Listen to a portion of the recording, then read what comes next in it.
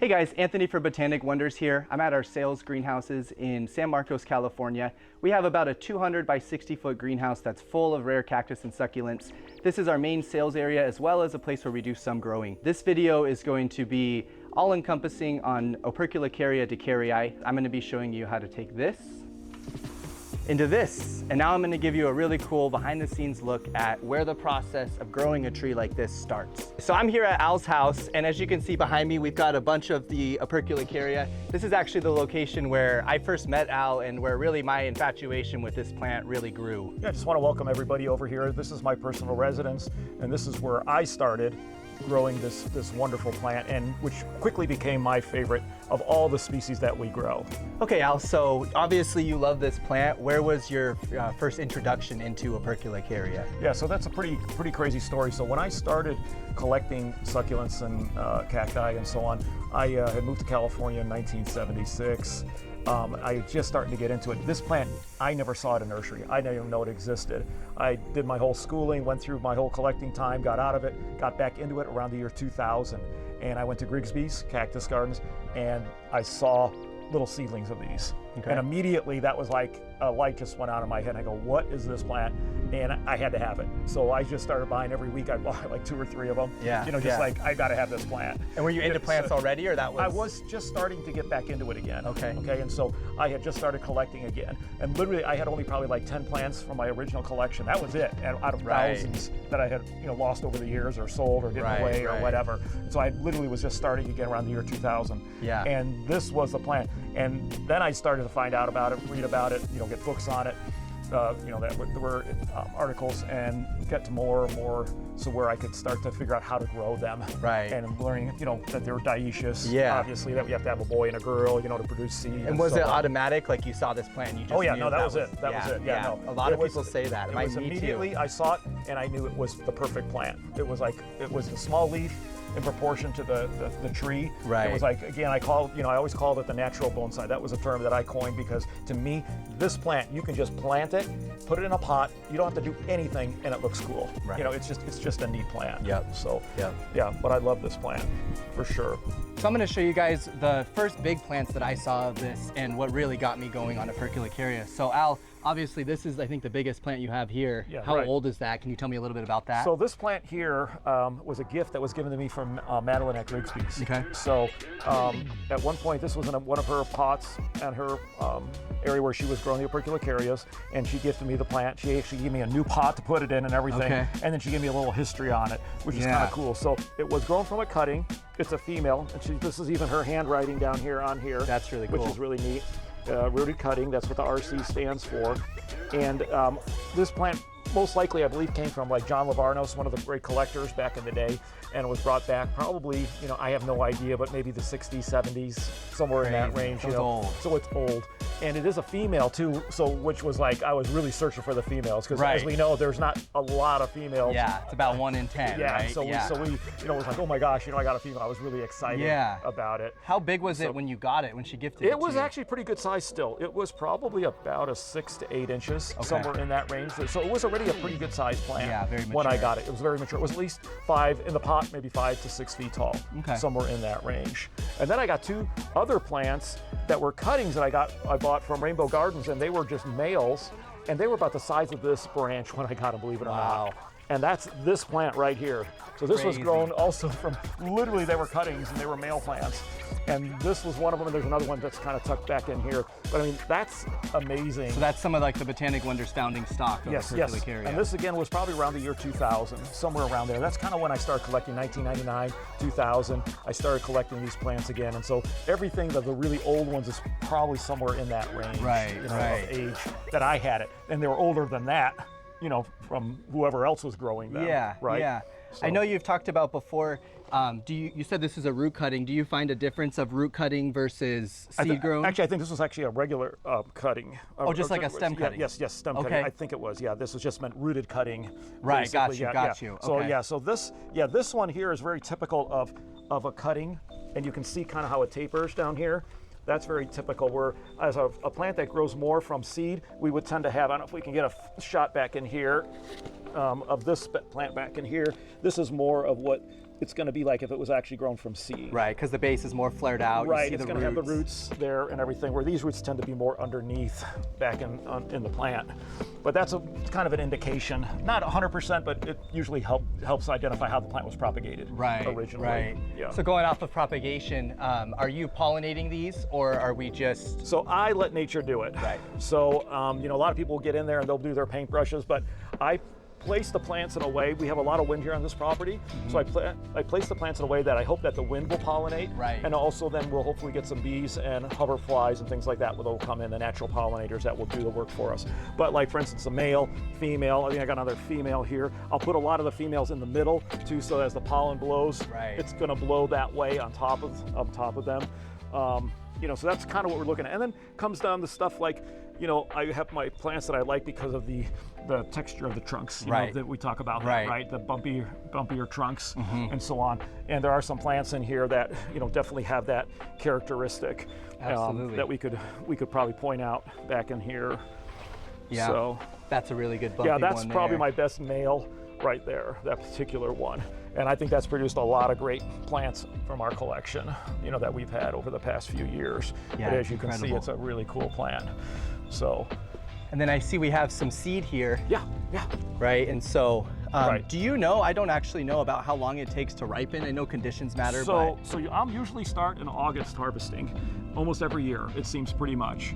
So we're probably 2 months, I'm thinking somewhere in that range. From when the seed starts to form. Yeah, from the form to actual harvesting. Right. And they will turn like now a purple color, kind of a, you know, like an olive purple color. When they're ripe. Yeah, when they're ripe, yeah. And then they do fall off, and so I literally have to get on my hands and knees and collect them, because otherwise the rats and the mice will come and they'll get them. Yeah. And so I literally come out here every morning and I shake the trees. Right. Kind of like, you know, I remember doing that with you. We would shake them and the trees the seeds all fall down. Yeah. And you got to get down and collect them all. That would be actually a pretty funny video. Yeah. You know, us crawling on our hands and knees, you know, just to get these plants. Just get these, you know, the seed, because it's so valuable to us. Yeah. He taught me right when I first started coming over here that you should look at these seeds. We sell the seedlings for around $12 to $15 at about a year old. So he taught me when these fall, it's like you're on your hands and knees looking for a $10 bill, right? Yeah. And that's how we look at each seed, because obviously and it's so funny, you know, we would all be rushing. If there were $10 bills all over the ground, we would be on our hands and knees, right? But when it's this little seed, you're it's like, easy to whatever, right? But that is definitely something that, you know, you realize that the value of these, you know, that what they have. That's right. Right. And obviously the seed is very hard to even find for sale. It's so hard to produce. So being able to produce your own is very valuable, right, to have that. Sure. Yeah, absolutely. Cool. Well, obviously, so this is your first seed starting plant, so why don't we go look now at what we're trying to create with this seed. Yeah. So when I first started working with Al, these were actually the trees that were available. These were the biggest that he had grown from seed. And so you can see why I fell in love with the plant. When my exposure to them was this, right? I was like, I got to learn how to grow that. So Al, how old are these from seed? It was your first seed batch. This was our first seed batch that we ever did at Botanic Wonders. And I'm going to say they're probably in the 25-year range, somewhere in that range. Crazy. Yeah, 20 to 25 years. And how long would you say it's been in that pot? In this pot, it's probably been in it 20 years. Yep. And same pot, same soil. Pot, same soil. I've never transplanted it, which is crazy, you know. And so it's a whole new definition for growing something hard. Right. You know, I mean, it's pretty crazy. And I think it's amazing that these pots have withheld the test of time, because as you can see, they break and split. The roots are, you know, they're just pushing that against that there. Yeah, you can see, for those that don't know, this is actually a root that was exposed, and it takes a long time, but eventually they take on the same texture as the trunk. And we say that a lot. I don't know if people always know what that means, but you see how the trunk is all bumpy. It's this gray color. When you first expose the roots, it's like a dark brown color and it's smooth. And then as time goes on, again, these bubbles will come through and it takes on the same exact color and texture. So it's almost indistinguishable from the trunk itself. Yeah, these were selling so good when I first batch, and I started panicking. I probably was selling for too cheap, and I go, all right, I gotta stop. So I kept like 2 or 3 flats worth of them, and just for my own personal collection, just so we would always have them, because it was our first, you know, it was our first ones that we grew. So it was pretty important to me as a sentimental type thing. So a lot of these that you're going to see in here, I mean, here's another one where they're, you know, it's just busted the pot, escaping from the pot. You know, I mean, it's just crazy looking thing. It almost looks like it's, you know, walking along, crab walk kind of a thing, doing its deal. But and then I had also done some from cuttings. So there's some stuff in here from cuttings. Right. There's from different seed sources. And so I got a lot of weird stuff in here. We got some smooth ones here that have the smooth trunks. Right, and which is kind of the opposite of what we're normally trying to do. But some people like that. Some right. people like the smooth ones. Not everybody likes the bumpy, you know. And then here's like this is one of those extreme, Anthony, we were talking about the shark fin kind of a thing. Yeah, so that's probably one of the founding stock of shark fin. Yeah, yeah. And here's one. This is the craziest one. I don't know if we can get a shot of it, but this one is probably the best of all of them. And that is just insane. Right. That plant right there. And so you can see why we call it the natural bonsai. You haven't really done much. I don't do anything. Wiring, anything, just a little occasional trimming, you know, on them. You know, I cut them back. And that's another thing you might want to mention about the trimming, how well they heal after you trim them. And that is a big thing. That was another thing that really drew me to this plant is you can actually take a really big tree and chop it. So I've taken 4-foot trees. I'll actually show you one here in a sec, but I've taken 4-foot trees, cut them down to 18 inches because I like the trunk. And in a year to 2 years, you almost can't tell you cut it. And we could pan over to a really cool example of that here. So this was actually one of the big mother plants over there that was probably what, 6-8 feet tall. And you can see, I think we cut this about a year ago. Yeah, probably maybe a year and a half, 2 years. Probably 2 years. It's probably 2 years. But you can see that this is where it was cut, and it's definitely there, but it's cut. It's down what? Chopped way back. 50% already has grown back. I mean, again, a 6 to 8 foot tree now is under 3 feet, other than this tall branch here. But we cut it down to about 2.5, 3 feet. Yeah, that wound was at least three inches. Right. You know, around. It was big. And almost you can't tell. I mean, in a couple years, that's going to be completely healed over. We have a new leader, and the plant's going to look like it grew like that. Yeah. Yeah, that one just grew naturally with that curved trunk. Right. That was a natural thing. I never did anything to terrain it like that. It just did that on its own. That's really cool. And what's amazing is how fat it got in that pot. Right. You know, again, because like even these other ones, you know, they're about the same age, but yet they never got as thick as that one. But it shows you that just a little bit bigger pot. Yeah. It does make a difference in the size. Do you have any tips for people when they're growing them to get the fat trunk in a small pot? You know, we've talked about a lot of different scenarios about doing that, but it really comes down to is growing them in a bigger container, giving them more root space. Right. You know, but then when you do have to transplant them though, and you want to put them in a bonsai pot, now you have to cut root. Right. And so, you know, people, there's a thing there. You're going to have to be careful with that. Right. So that you don't damage the plant too much. Right. You know? So, but that's kind of really the only way. And then it's time. You know, patience is kind of. I've learned that over the years. You know, when I was young, I always wanted everything to grow fast and big and quick, and I would have this great specimen and everything. And then over the years, I've decided that, you know, something, patience. Just let them do their deal. Take care of them. Don't love them to death. Right. Like I always say, you know, we tend to love our plants to death. Sometimes they just like to be left alone. Right. You know, a little water every now and then, fertilizer, whatever, and that's good. Hard grown. Yeah. So cool. So obviously, this is what we're striving to create. And now I'm going to take you down to our growing area and show you how we take a seedling and grow it into something like this. So real quick, I just wanted to show you guys how we propagate from seed. So we just went over how we get the seed. They're growing on these big trees. We shake the trees and the seed falls. So now we're going to go over how we start the seed and germinating process. So I have some Operculicarya seeds here. And I'm going to show you now, once we pot those, we'll put them into a tray. I like these little half flats. You can get these at most horticulture stores. Any sort of like shoebox works, anything like that. But I like this size. It's just it fits, 2 of them fit in a flat perfectly. And they just seem to do well. I think the depth is good. So what we'll do is we'll use 50% Miracle-Gro potting mix and 50% perlite. We mix that up really well, and then we'll fill the flat with it, maybe to about here or so. And then we'll sow the seeds down. And how we do that, basically, you just saw the ripe seeds, so we'll let those dry. The coating will dry onto the seed, and then we'll soak them overnight, the night before we plant them.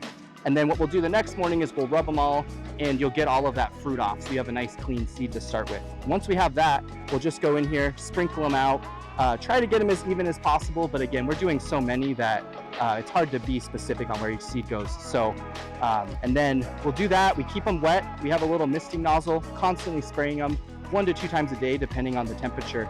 And then usually within about a week, we'll start to see the first leaves appear, which I don't know if you can tell in here, but when they first come out, they just have these 2 little simple leaves. And then as they grow, they'll start to get the more Operculicaria like pinnate leaves.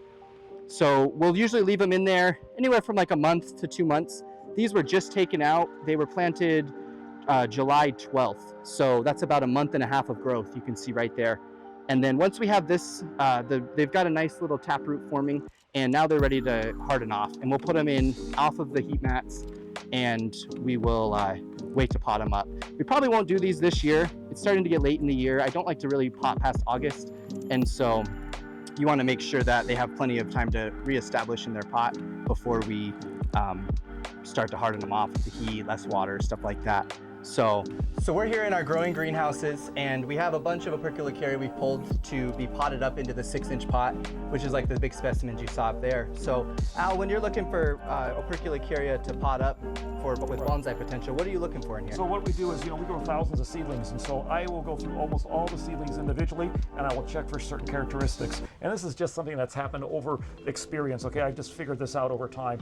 But we're gonna look for things like little bumps already starting to form, especially at the collar where the branches come from. Right. You get like a little swollen area right underneath. That tells me that this is going to be a really good bumpy plant. You can even see down in here how it's already starting to do that. So we'll look for characteristics like that.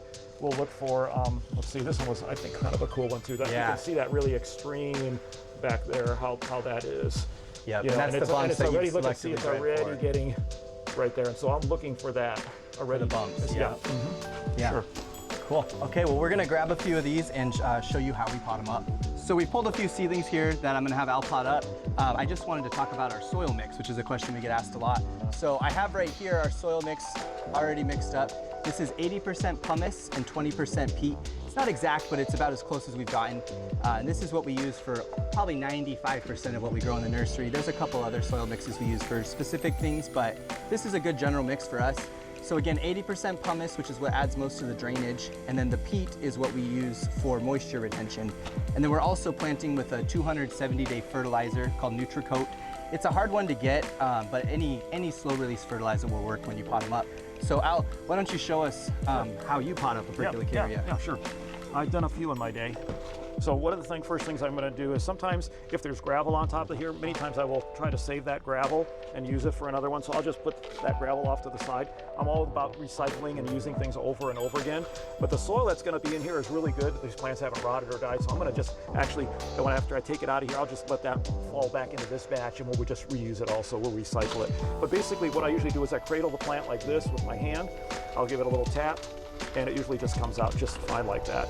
This is one of the nice things about our soil mix. This is what you want. You want this release from the roots. You want that just to fall away, because now we've got a really clean root system that we can add more soil to. But you can see that root, how they grow. There's some new ones coming out right there. I don't know if you can see that, how cool that is. So this is what we're looking for. And then I'll just grab myself one of my pots, and I'm just gonna fill it up part way, depending, I kind of guesstimate how much I'm gonna have to put in there. And we're gonna just do something like that. And that's about what I'm gonna do. I don't really wanna show the caudex too much, the root system at this point. We can, if we find it's a really unique one, but generally I'm not gonna do that on this one. So I'm just gonna start filling it in. And that's because you'll get more growth when it's buried? Yeah, we get more growth, and also it protects the roots right now. I think at a young age, I want them to kind of be protected. Right. So I will put that on there like that. I fill it up to just about 1/4 of an inch or so from the rim, because I know the soil's gonna settle. I'm also gonna tap it to settle it in. I don't do a lot of, with dibble sticks. You don't really need to when you have a soil that's this coarse. It just kind of settles in, and as you're watering, it's really going to settle in. Kind of falls into place. Yeah, and then the next thing I would be doing is I would be putting gravel, around the top of this as a top dressing. And the gravel works for several different things. It keeps the root system cool. It increases air temperature, hotter around the plant, and then it looks good too. So you got three things that top dressings do for your plants. So that one's potted up. I mean, it's ready to go. We'll just add it to our growing area, and then after 10 years it'll be one of our beautiful plants, hopefully. So I'll do one more here just really quick. And so again, I'm just going to take some of that gravel off. Now I could even take some of this and actually just use it around this plant right here. But this one you can see already has got a really nice big fat root on it. So same thing, cradle the plant, give it a squeeze. Should just come right out. Roots are just going to... Look at that one. Yeah. So this has already got a really big, quick, twisty kind of thing. Again, not a lot of nice new growth on it, which means these guys are really happy right now. But I mean, even the shape of that. You can't tell me that isn't just a cool plant just like that. It already is. Yeah, it's already ready to go in a artistic. little pot. It's already Yeah. artistic. You know, I mean, you don't even have to do anything, and it's just beautiful. And that's why I love this plant so much. It is just always neat. It is just a cool plant. So again, I'm kind of guesstimating what I'm going to need soil-wise. So that's probably about the height. I get in there. I'm going to start putting it in. Another good thing to do when you're using your soil mixes, this mix is a little bit on the dry side. I would recommend that you dampen this mix, and what will happen is the particles will be more evenly distributed. You want the peat and the pumice to be even in there, and so a little bit of dampness will help with that. Kind of helps stick it together. It's starting to get dry because we're working, and it gets dry as we are working. I'm exposing this root a little bit, but not very much. I'm kind of keeping it the same area where it is. Never ever plant a plant deeper than what it ever is. Any plant, any tree, I don't care what it is in your yard. It doesn't matter, citrus tree, fruit tree, always at that level or higher up, because you will get rot. These cells here will rot, and you can lose your plant. So that's just a good basic horticultural practice with any kind of tree. So again, we've got this plant. It's all ready to go. All planted up like that. I'm gonna let Anthony do one here too. Yeah. And we got another cool one right here. I'll let him do this one right here, so he can jump in and go from there. Alrighty, so again, I'm gonna do Al's strategy. Again, he taught me how to do all this. So I'm gonna turn the plant over, kind of tap it out, and then it usually just falls right out. And that's, again, what's so great about our soil mix is it's so gritty that it just falls right apart. So that's another one. It's kind of cool. It's got a really fat, singular root going on there. So I'm gonna grab one of our pots, scoop up some soil, give it a nice tap. And I'm gonna put that plant where I want it, and add some mix in there. I'm always shaking. I'm pretty rough with the plants too. I don't find that with the Operculicaria, they're so durable, it doesn't really matter. So giving it a nice shake, I might push it in a little, make sure there's no settling. And I'm gonna raise this one slightly. I just like how it's flaring out a little bit, so I'm gonna try to show that. Yeah. And that's what we've got. And then Al, this is an age-old question I always get. Do you water in, or do you let them sit this first? is a thing. Many growers, especially in the cactus and succulent world, they usually don't water right away. I always water in right away. Right. Now, I'm gentle on the roots. Now, if I was cutting a lot of roots and I had a lot of damage on them or whatever, I probably would wait a day or two. Right, but when you can get some root rot. Yeah, right? some root rot. But generally, I've always had really good luck with watering right away. I wash off the plant, I get all the dust off of it. It just seems to work for me. Yeah. Again, everybody's going to be different, and I'm not going to say there's one technique better than another. That's what I do. Right. And then I might not water, though, depending on if I did do some root pruning and stuff on this. I might not water, though, for another 10 to 14 days, though. Right. But I'll let it dry out a bit. little bit, right? But I will give it an initial watering right afterwards. Yeah, that makes total sense. Yeah. Cool. So. Well, now we've got these potted up. I'm going to show you guys how we prune them to make them look like the other plants that we showed you before. Okay, so we pulled some trees here, and I'm going to have Al prune a couple to show you kind of what we're doing as we are growing these into more bonsai-like specimens. So, Al, that's a really cool one. It's got a little root. Why don't you talk about pruning it? Yeah, so basically on a tree like this, I'm not worried too much about a final look yet. This has got a lot of years to grow still. Right. And so what I'm really trimming more for is compactness and tightness, and maybe even more branching. So then in the future, we'll have more branches to choose from. So you're looking more towards the future. Yeah, exactly. Right. And so, we call this, what is it, pre-bonsai, or, kind of one thing, where we're just kind of trying to do that. And I also found that as I do trim them, it does seem to help thicken up the trunk and get them a little bit more characteristic of what we're looking for. So basically on a plant like this, I'm going to first look through any dead branches, which I don't see too much, but for like this branch here is kind of growing straight up in the air. I'm going to cut that off because anything that's kind of growing straight up, we don't like that. We don't want to do that. There is some conflicting of branches too, but again, I'm not going to worry too much about it. So on this one, I'm going to just start cutting back, and I'm going to start cutting back about halfway all the way around. And you want to cut always on the other side of a node, or a leaf node, which is like kind of right over here. It kind of might be hard to see, but that's where it's going to grow from. And so it's going to be kind of like right there at the end of the branch. There's going to be a node right there. I don't know if you guys can see that or not. And leaf node being like a segment where the leaf is coming out. The right, plants where are another almost branch will divided come into out, right. And so I'm going to just keep on trimming this all the way around. We're going to do this. Just kind of get in there, and this one's kind of growing up too high too. I don't like that. Let's keep on cutting, and I'm just going to work my way around the whole tree basically, kind of in a circular fashion. And then eventually I'm going to take off this top one too. I kind of like it a little bit what it's doing, but I'm going to probably just take it off like that. And so that's my basic prune job. I mean, that would be a very quick, fast way. I mean, when I'm doing hundreds of these, this is what I'm doing. I'm not going to spend a whole lot of time on it. Once we get into a place where we want to do like a bonsai, we're going to spend a lot more time on it, on that one. So cool. Yeah. Why don't you do one more here? Sure. Yeah. This one I'm just going to do the more drastic cut. Yeah. Yeah. Right. He's gotten really tall, as you guys can see. All this. Right. Again, we're going for short and fat. So this is a pretty good sized branch here. We're talking probably about almost like a ½ inch at the base of it, and I'm just going to cut it. I'm cutting this right off. I know a lot of people are going to cringe, but I'm just taking that right off. And then even up this one right here, I'll probably leave a little bit of this one here, but I'm going to just take this right here. You can see this part. I'm just going to take that off right there. The rest of it's not too bad. There's one growing off to the side.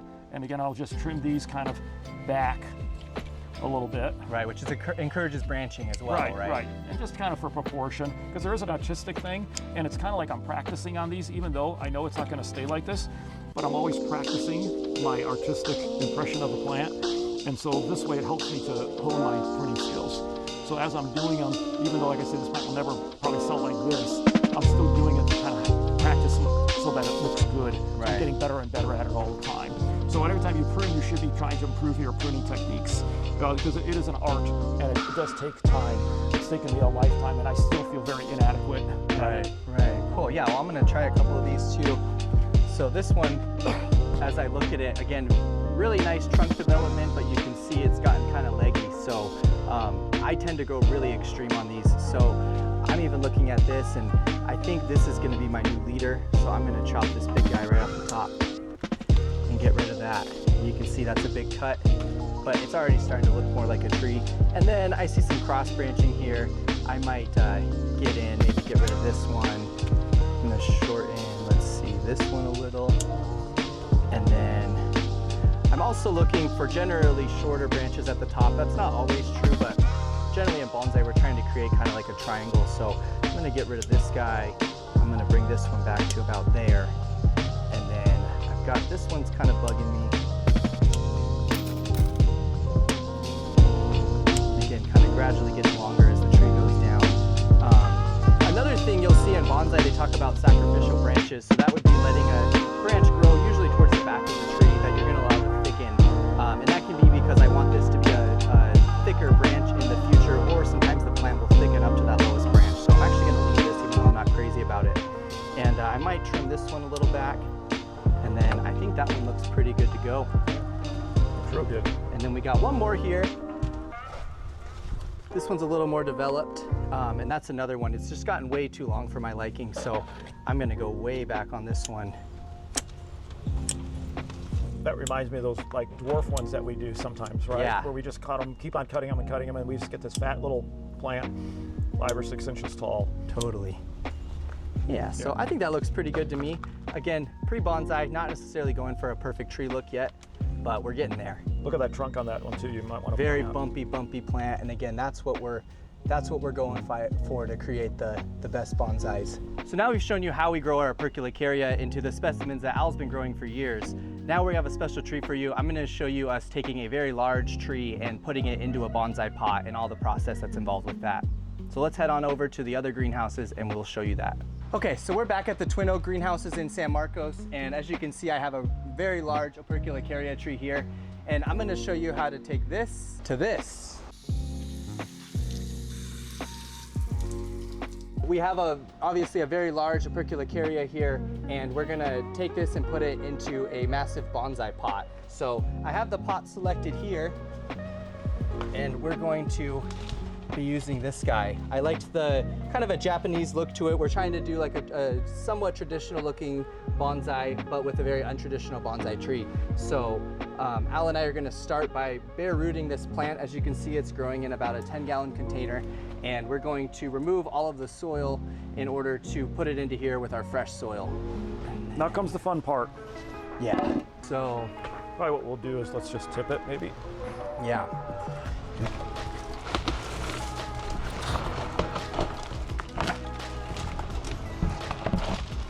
Maybe set her back up. Yep.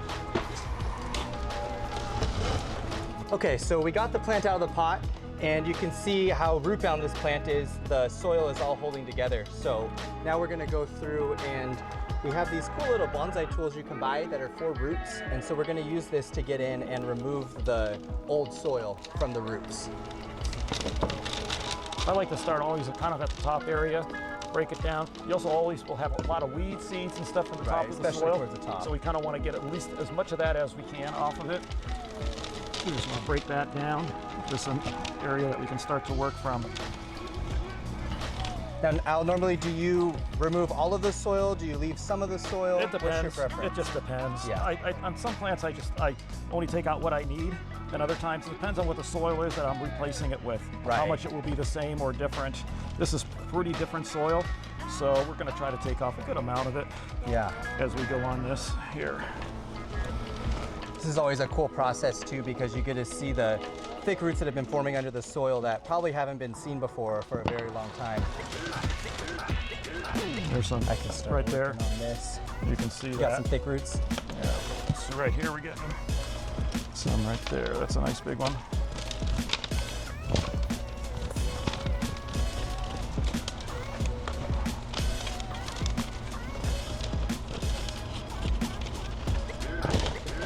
We're going to try to get a little bit off the bottom too, because in order for it to fit in the pot well, Right. we're going to want to take some of that soil off. I'm going to tip it towards me, Okay. and then you can start to work on that side a little bit. Sounds good. I'll kind of hold it. Yeah, and this soil is falling apart pretty well, so. Ooh, I got some thick roots here. You can take a hose and hose off the soil too. That's something that one can do for this. I don't do that a lot. Again, I'm a person who I don't like to waste water and things like for that kind of a thing, so I don't do a lot of that. Here in California, water is pretty precious, and so I usually will just kind of do this by hand, kind of like what Anthony's doing there right now.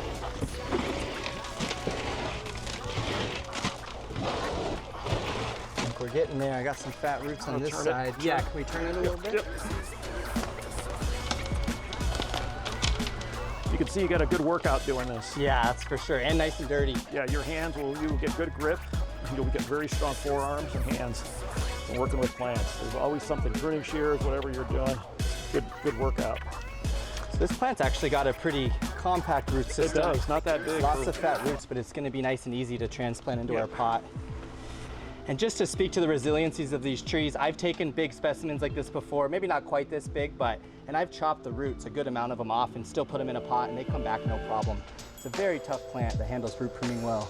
Yeah, I don't think I've ever lost one that I've really done like a drastic root Right, prune it's to. pretty I amazing. don't think I've ever lost one.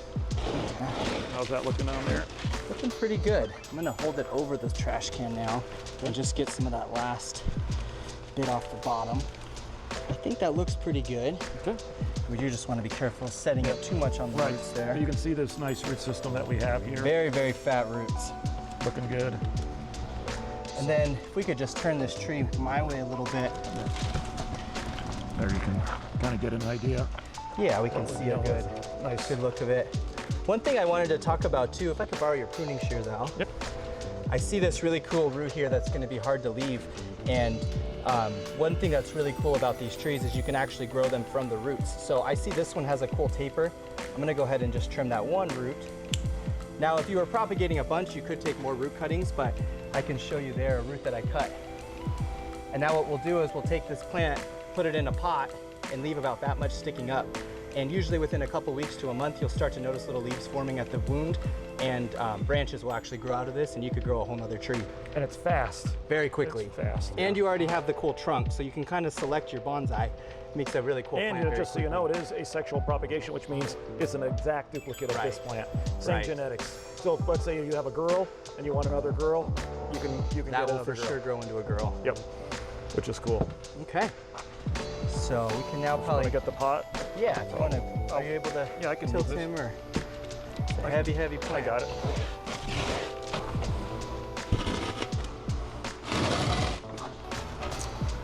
And then one thing you'll notice with a lot of these pots, they have very large drainage holes, which is good, however, not good for holding soil. So what we do is take window screening, like you can buy a big roll at Home Depot, and I'll cut it to fit over the hole. This is extra large, but I want to make sure the soil's not falling through. And I'm just going to take that, put it right in the center of the pot, over that drainage hole. And like I said, that just keeps the soil mix from falling out the bottom. And so now we're going to take some of the soil, put it in here, and then we'll add the plant. And I'm going to come around here.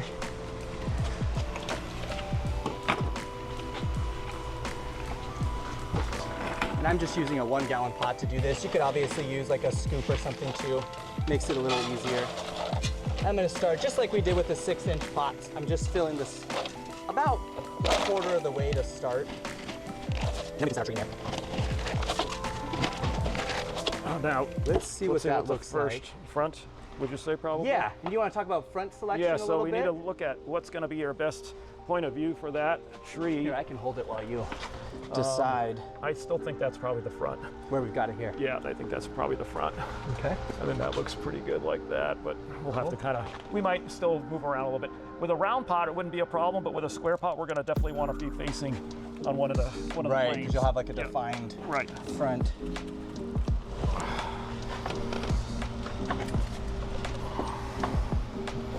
I'll hold them if you want to tilt it. Yeah, I'm just going to have to kind of play around a little bit with that. I think that's pretty close. Now, it is a little bit on the high side. We can decide what we want to do there if we want to take some soil out. It's, you know, we can mound this or we can go flat. Right. So it's a matter of what do you want to do, Anthony? What you like to do? Yeah, I really like to try to add definition and make a mound. Okay. So we're okay. I think we should, I think we should plan for the soil to come up a little bit. Yep. A lot of bonsais I see are just flat to the pot, and I just think it's not as interesting as having a little slope. Kind of creates some definition or altitude. Root that I want to just take off, it's kind of damaged. So. And now I know traditionally in bonsai you don't always center, but this one's a square pot. Are we centering this? We're or are we centering. trying to offset? We're centering this one. I agree with that. Yeah, we want to center this one. Because with this pot and everything, the way that the tree is, I think it's going to be best. It's a square pot. If it was rectangular and it was large, we could go offside. Right. If we wanted to, we could do it. And so you're just kind of adding soil to the sides, right? Yep, kind of evenly, hopefully. We'll try to go all the way around, layer by layer, bring it in. And I'm just using my fingers to kind of work the soil in below. Again, you could use a dibble stick, you know, just a little stick that's blunted at the end to get the soil to settle in more around the roots. That will help on a big plant like this because you've got a lot of weight and it is not rooted yet. So we want to make sure that we get good compaction around the whole base of this plant. And again, I'm just kind of working the soil in between the thick roots here. In lieu of that, I've got one of my pollinating brushes here with a thing on it, so I can go in and do this. Whatever works. Yeah, kind of settle in some of that. Kind of be careful that you don't want to damage any of the roots, so you kind of go in places where it's easy to go and not forcing it too much. Right. Because we don't want to damage any of the roots. You're going to scuff them up a little bit. You're going to get some little scars on it and stuff, but that's okay. That's again just part of the deal. We're going to fill this up with the soil, but we could leave some room also for top dressing if we want. At this point, it just depends on what we want to do. So we can just kind of get this planted first.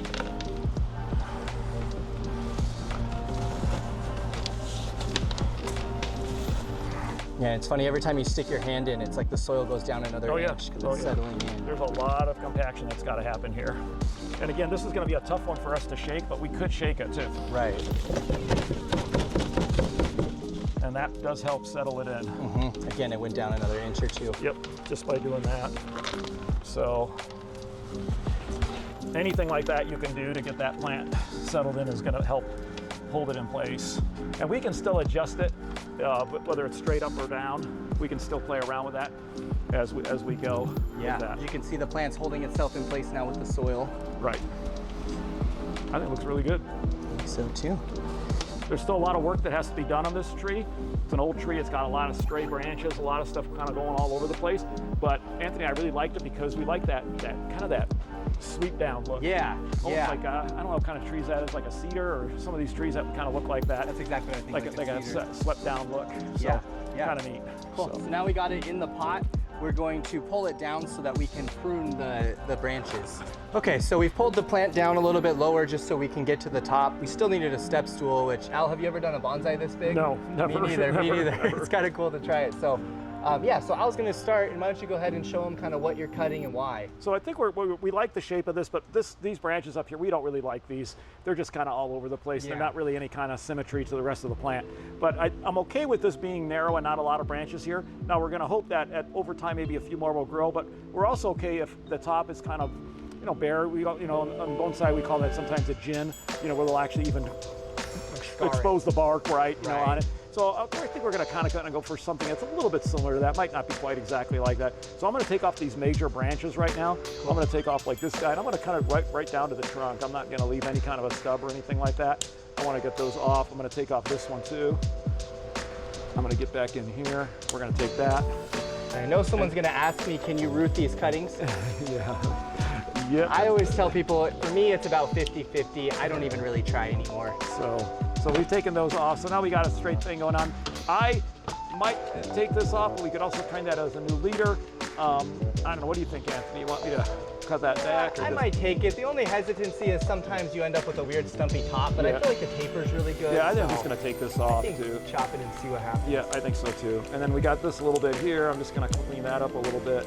Take that back. We'll just leave that for right now. Yeah. So and the rest I think I'm gonna leave. I'm gonna let it do its thing. Hopefully this will now start to grow out, and then we can start to emulate the rest of this plant in that down swept look that we're kind of working on right now. Right. Just a little bit of trimming, show them some of that. Yeah, so then I'm just kind of looking at the plant here. Again, generally in bonsai, we're trying to create like triangles, so shorter at the top, wider as it gets to the bottom. So I might come in. I also notice there's some dead branching here, like this stuff's all dead. So I'm gonna just kind of cut that back to where it is, where the new growth starts. And then this one, again, take a little bit back. Got a dead branch here and dead branch there. So just kind of creating. And the more I look at this, I have two branches side by side. Al, what do you think? I think get rid of one. At some point you have to get rid of one. Either that or you're going to have to wire it and separate them. So it's just what has to happen. Yeah, I'm liking this branch more, so I'm going to get in real tight and get rid of that. And then another thing to mention too, some of these other branches at some point you could wire. So I'm going to leave them for now and see what we decide to do. But I think that might be kind of cool at some point to wire some of these. And then also we're always trying to expose the trunk line so you can see it. So again, I'm going to get in here. I'm going to work a little bit on this side too. I'm just going to get some things that are kind of opening obvious, it up a little that bit. are obviously not what we want. Yeah, and this some crossing branches. We always want to avoid crossing. That's a conflict. Yep. With the way the plant looks.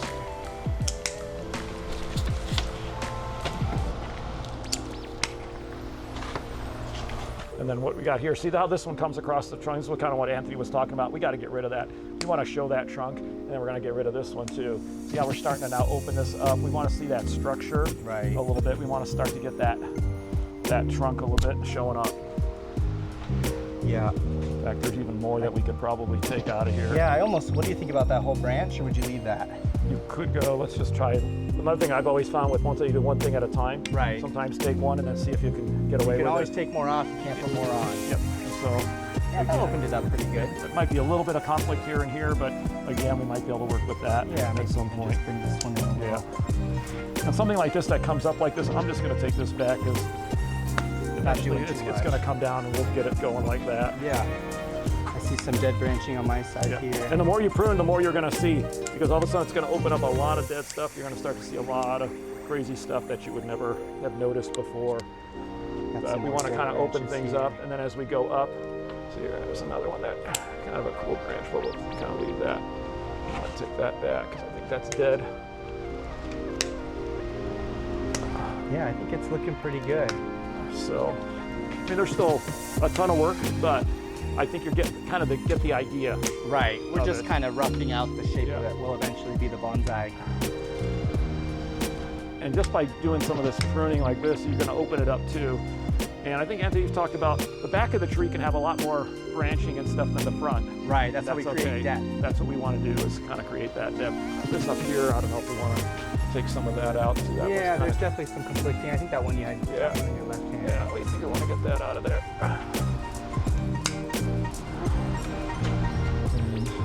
I think I would. Yeah, the front one. We'll kind of, like I said, we'll kind of play with it. Like that. Again, some of these branches eventually will probably get wired. Yeah. But like Al mentioned too, I really like the kind of swoop that these branches have to the trunk. Leaning gives the illusion of like a really heavy old branches that are starting to droop from the weight of the leaves. A lot of these are all tangled too. We haven't even untangled a lot of them, so there's going to be a lot of work that still has to be done there with that. Yeah, well, I think it's looking pretty good. Again, this is just kind of creating the rough shape of the bonsai, so we'll do a lot more as time goes on, but I definitely see some wiring potential in there. Yeah, and as it grows, it'll get healthier and it'll grow a lot more branches. Right. And that's going to give us more stuff to work with as we work with this. Maybe one day we'll be able to get a master out here, a bonsai master, yeah, and have them really show us how it's done. Be kind of cool what we can do with that. Well, I think it looks pretty good. It's starting to come together. Like I said, we still got some things that we need to work on, but a lot of this is going to fill in. You're going to get a lot of branching, a lot of all that's going to fill in, and then we'll still be able to, expose that trunk as we go. Yeah, well, I think it looks pretty good. So there you have it, folks. We just went over everything Operculicaria, everything from our stock plants, how we produce the seed, how we pot up seedlings, how we transplant into what eventually becomes our pre-bonsais. And then we also did a little video on staging, showing you how we made this beautiful bonsai behind me. So thank you guys again for watching this YouTube video. We plan to make a bunch more, so please make sure you like, comment, subscribe. Let us know down below videos you'd like to see in the future.